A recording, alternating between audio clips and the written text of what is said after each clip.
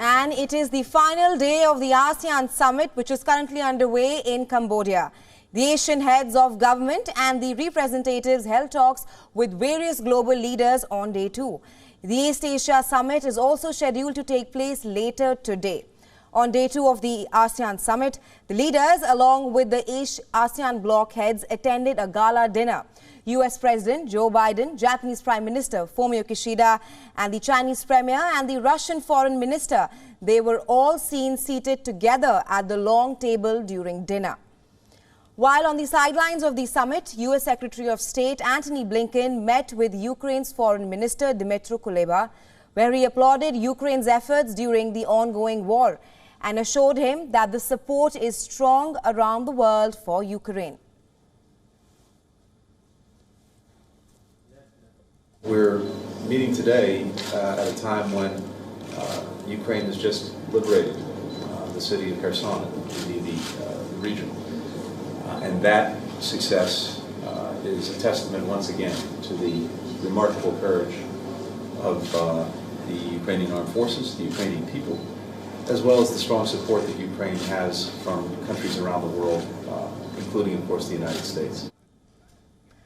Kuleba, meanwhile, said that he is using the opportunity of the ASEAN Summit as an Asian tour to drum up more support and material aid for Ukraine. Listen in.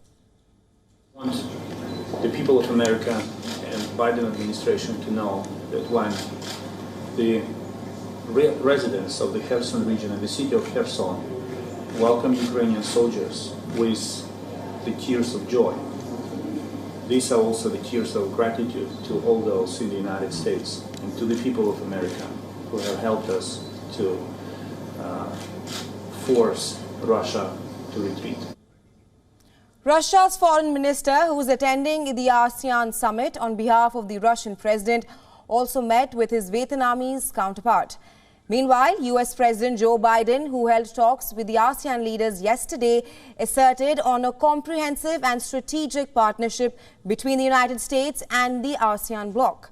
He added that the agreement will help in building an Indo-Pacific region that is free and open, as well as stable and prosperous.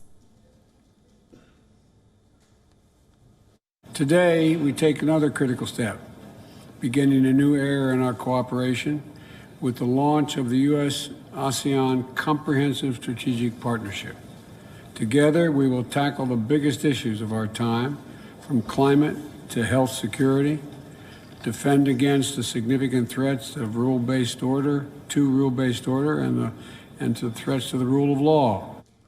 The statement made by the US President comes ahead of a high-stakes meeting with the Chinese President Xi Jinping, which will take place next week on the sidelines of the G20 summit.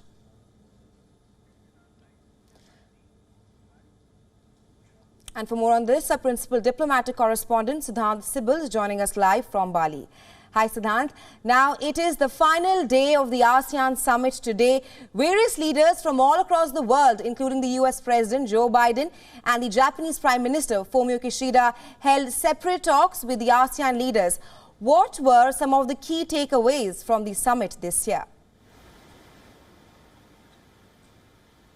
Well, this year the focus, of course, was both the internal problems of the grouping. That's the Myanmar issue. We saw the statement by the ASEAN grouping on Friday that called on the military leadership that came after the coup to implement the 5-point agenda that calls for release of the detainees, especially the opposition leaders. And nothing has happened so far, and there is a growing sense of frustration for when it comes to the ASEAN grouping, when it comes to the leadership in Naypyidaw. But there are, of course, external challenges as well. A number of meetings, as you pointed out, happened. The US President Joe Biden was, in fact, he's still present, and yesterday he spoke during the ASEAN-US summit level meeting. These are sectoral summit level meetings which happened, including with countries like India, with Japan and China as well. The US President clearly talked about the issues like Myanmar and South China Sea and how Washington is extending assistance to the grouping. But perhaps the grouping will be keen for more engagement by Washington when it comes to issues pertaining to South China Sea. There is a conversation going on between the grouping and China on a code of conduct in South China Sea, which of course is a hotly contested region between various ASEAN countries and China. And there are worries that there might be aggressive moves by the Chinese. They have been aggressive with India, with Taiwan. But there is a shadow as well of the Taiwan Strait crisis, the North Korean test as well, the ballistic missile test. And this was something that White House earlier pointed out, that the US President is going to talk about that this is dangerous not only to the US but also to China as well. China, of course, a key partner or ally of the North Korean regime. So there are issues that need to be discussed. Today is the last day of the ASEAN meetings. The East Asia Summit happens today, where all the leaders, the invited countries and of course the ASEAN grouping will be sitting together. And it will be a big moment for the Cambodian leadership who are of course hosting the summit and this year's summit with a lot of geopolitical tensions, whether it's here in Asia or in Europe. Right, Siddhant, you mentioned about the 17th East Asia Summit, which is scheduled to take place later today. What will be on the agenda this year on the summit?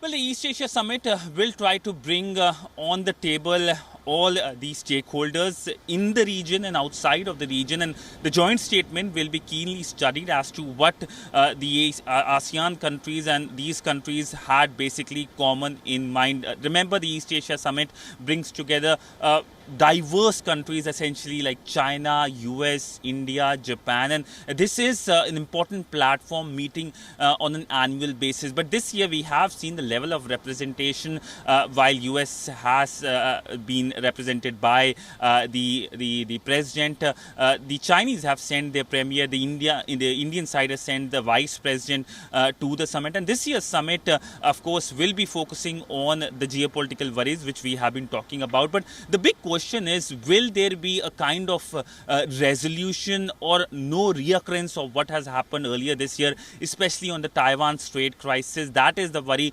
especially for the ASEAN countries. Remember, the ASEAN countries were quick to come out with a statement, a joint statement essentially as well, and of course by the various countries as well after Taiwan Strait crisis, saying that this could escalate very fast. And we saw how the Chinese were quick to put a military blockade when it comes to Taiwan. That really soared up the tensions in this part of the world. So hopefully there will be an outcome which brings together all the fractions, whether they are partners or they are not partners. And this is something that all countries participating in this year's East Asia Summit will be hoping for.